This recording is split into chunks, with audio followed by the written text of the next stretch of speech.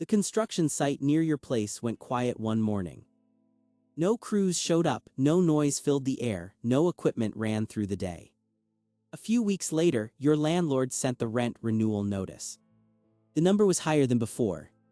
Nobody connected what happened at the site to what appeared on the notice. The construction site had been empty for months now. The cranes that used to move across the skyline every morning were gone. The fencing was still there, but nothing happened behind it. The coming soon signs stayed the same, no new units appeared in the listings. Then the rent renewal notice arrived in your mailbox. You opened it expecting the same amount, but the number was different. It had gone up, not by a little, enough that you noticed, enough that it mattered. You called the landlord asking why. The answer was vague. Market rates, supply and demand, the neighborhood is more desirable now. You looked at other places to move, but the same thing was happening everywhere. New apartments weren't being listed. Existing ones were being rented at higher prices. The inventory wasn't growing, the prices were. So you stayed, you paid the higher rent.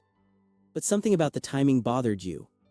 The construction stopped, then the prices went up. There had to be a connection, but nobody was explaining it. The landlord didn't mention the construction site. The news didn't connect the two events. It all felt random until you started paying attention to what wasn't happening anymore. The building that was supposed to be finished by now was still just a vacant lot with fencing around it. You assumed the construction stopped because something was wrong with the economy.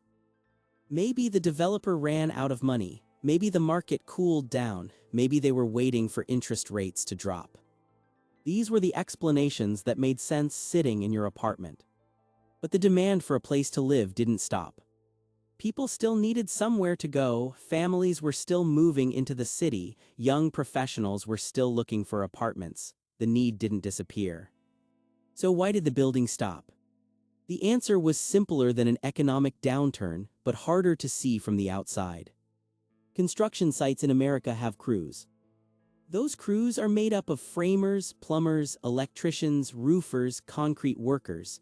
About 13 to 25% of those workers are undocumented immigrants. They're not on the books officially, but they're on the job sites every single day. When immigration enforcement showed up, the crews didn't come back. The blueprints were still there, the materials were still there, the land was still there, the permits were already approved. Everything was ready except the one thing you can't order: the people who know how to build.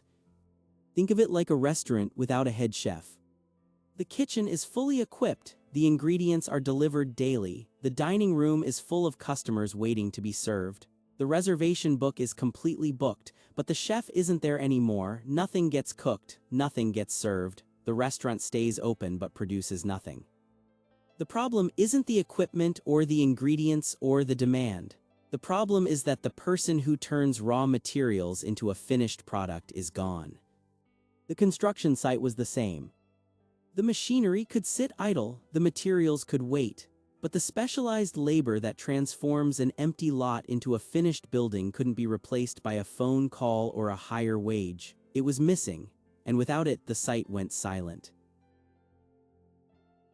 You might have assumed the problem stayed contained at the construction site. Maybe that one building wouldn't get finished on time, maybe that one project would be delayed. But surely the developer could just hire more workers, raise wages if needed, find replacements somewhere. So why would one stalled project affect your rent? The answer requires understanding what irreplaceable actually means. When a construction crew disappears, you can't just call a staffing agency and have replacements show up Monday morning. Framing, plumbing, roofing, electrical work, these aren't jobs you can train someone for overnight. The skills take years to develop. The knowledge of how to do the work correctly isn't something you can compress into a weekend seminar. Think of it like a commercial airline losing its pilots to a strike. The planes are still in the hangar, the airports are still open, the passengers are still booking flights, the routes are still there, but you can't just hire a new pilot on Friday and have them flying a 747 on Monday. You can't compress years of training into a few days. The seat is empty, and there's no way to fill it quickly. The construction site faced the same problem. The demand for new buildings didn't disappear. The architectural plans were still valid, the materials could still be ordered, the land was still valuable, the permits were already approved, everything needed to build was present except the one thing that can't be rushed: trained workers who know how to assemble it all together. When that workforce vanishes from the market, it doesn't just delay one project, it creates a gap in the entire pipeline. And gaps in pipelines don't stay where they start, they travel. When new supply stops flowing into the market, every existing unit becomes more scarce by comparison. Your landlord didn't improve the apartment, didn't fix anything, didn't add amenities. They just waited. Because while they were doing nothing, the city was receiving fewer new apartments than before. The pipeline slowed, fewer options meant fewer places for people to go. Think of a waiting room when the door stops opening. People arrive, the line grows, but no one leaves, the door is closed, the people already in the room become more valuable. Your rent went up because your alternatives disappeared. The new building across town, still vacant, the apartments that were supposed to be finished, still under construction. Your choices narrowed, the landlord raised the price. The construction site's silence traveled all the way through the system as a shortage signal. It reached every landlord's decision. It showed up on your rent notice. The worker who didn't show up Monday morning affected that building's completion. That slowed new units entering the market. That reduced your alternatives. That increased the scarcity premium on existing units. That's why your landlord raised your rent. You only see the last link. You get the notice. You pay more. The break in the chain happened months ago at a construction site you never visited. This wasn't a housing shortage problem in the way people usually talk about it. There were plenty of buildings standing, there were plenty of apartments that existed. The issue wasn't that homes didn't exist. The issue was that homes stopped being built.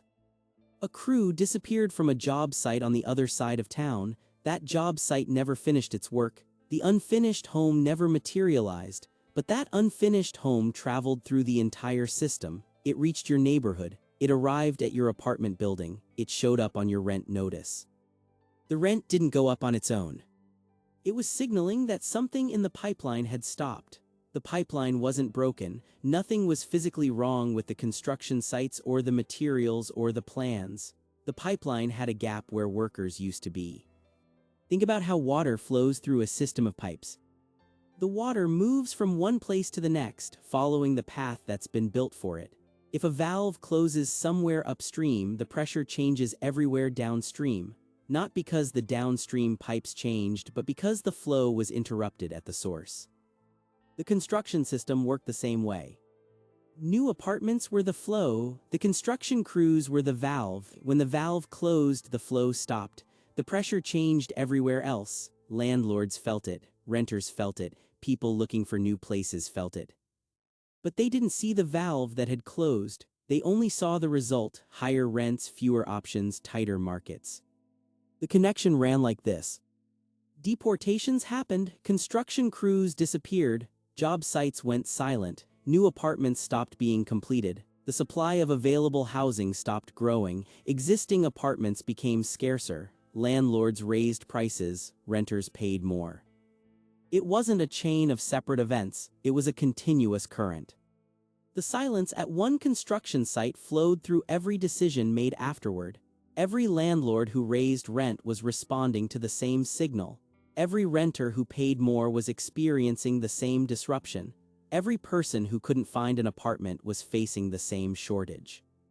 But the shortage wasn't of homes that existed, it was of homes that didn't exist because they never got finished. The system produced that shortage. The system communicated that shortage through price, and the price reached you because you were part of that system, even if you never saw the construction site, never knew about the crews, never made the connection yourself. Your rent went up because somewhere, someone wasn't showing up to work. So here's the question that matters. Did your rent go up because there aren't enough homes in the city? Or did your rent go up because the people who were building them disappeared? These sound like the same problem, they feel the same when you're paying the bill, but they're actually different structures pointing in different directions. If it's a shortage of homes, then the solution is building more homes, more development, more construction, more supply to meet the demand that already exists. But if it's a shortage of builders, then more land and more capital won't solve it. You can have all the blueprints in the world, you can have all the money ready to spend, you can have all the materials ordered. None of that produces a finished building without the people who know how to assemble the pieces. The construction sites went silent not because demand disappeared. They went silent because the workforce that turns materials into buildings stopped showing up. And that silence traveled through the entire system until it reached your mailbox as a higher number on a rent renewal notice. You paid more rent not because housing became scarce in general. You paid more rent because a specific mechanism that was supposed to add new supply had been interrupted. The pipeline closed, the flow stopped, and everything downstream felt the pressure. So when you ask yourself why your rent went up, you're really asking which shortage is real. The shortage of homes or the shortage of the people building them? Because those aren't the same thing, and the answer changes everything about how you understand what happened to your wallet.